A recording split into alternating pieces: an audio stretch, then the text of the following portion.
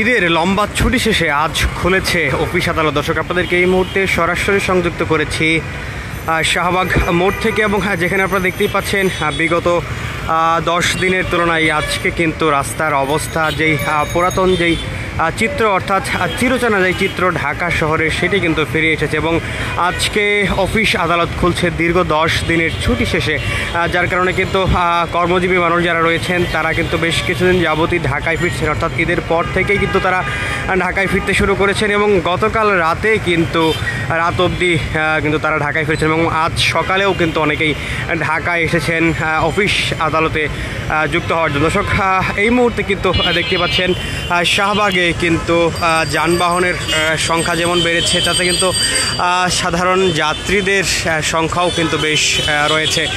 দর্শক, গত 5 জুন থেকে কিন্তু শুরু হওয়া যেই ঈদের ছুটি, ঈদুল আজহার ছুটি, সেটি কিন্তু 10 দিন ছিল, এবং গতকাল 14 জুন সেই ছুটিটি শেষ হওয়ায় আজ 15 জুন থেকে আবার নতুন রূপে কিন্তু অর্থাৎ যেই পুরাতন যেই চিরচেনার রূপ ঢাকার, সেটি কিন্তু আবার ফিরতে শুরু করছে, এবং কর্মচাঞ্চল্যে কিন্তু ফিরেছে ঢাকা।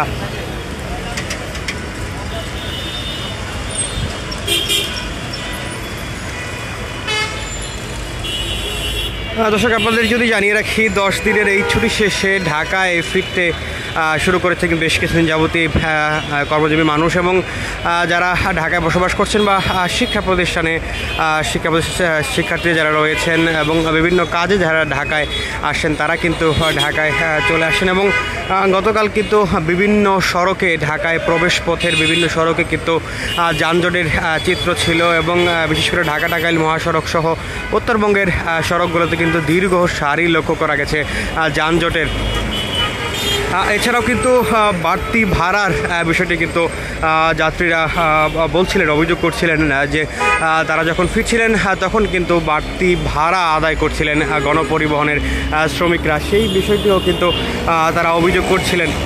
দর্শক, ঈদুল আজহার দীর্ঘ 10 দিনের ছুটি শেষে আজ কিন্তু খুলছে অফিস আদালত, এবং সেই রবিবার অর্থাৎ আজ 15 জুন সেই অফিস আদালত খোলার কারণে কিন্তু যারা কর্মজীবী মানুষরা রয়েছেন তারা কিন্তু ইতিমধ্যে ঢাকা আসতে শুরু করেছে, চলে এসেছেন, এবং অনেকেই কিন্তু এখনও আসছেন, এবং আজ সকালেও কিন্তু অনেকেই ঢাকায় ফিরেছেন। এবং বাস টার্মিনাল, লঞ্চ টার্মিনাল সহ কিন্তু রেলওয়ে স্টেশনে যাত্রীদের উপচে পড়া ভিড় বিগত কয়েকদিন যাবতীয় লক্ষ্য করা গিয়েছে, এবং সেই সর্বশেষ পরিস্থিতিগুলো কিন্তু আমরা দেশ সীমান্ত লাইভে আপনাদেরকে দেখানোর চেষ্টা করেছিলাম। দর্শক,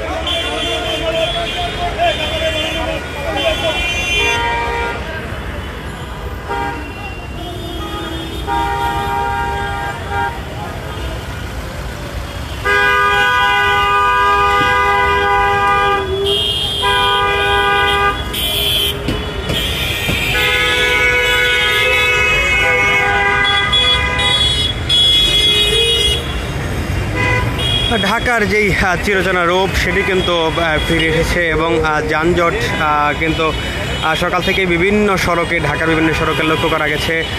এছাড়াও কিন্তু গতকাল রাতেও ঢাকায় এসেছেন যারা ঢাকায় বসবাস করেন এবং কর্মজীবী মানুষ, অনেকে কিন্তু ভোগান্তির কথা বলছিলেন, এবং একই সাথে কিন্তু তারা বলছিলেন গণপরিবহনে কিন্তু অতিরিক্ত ভাড়া আদায়ের বিষয়টি কিন্তু তারা অভিযোগ করছিলেন।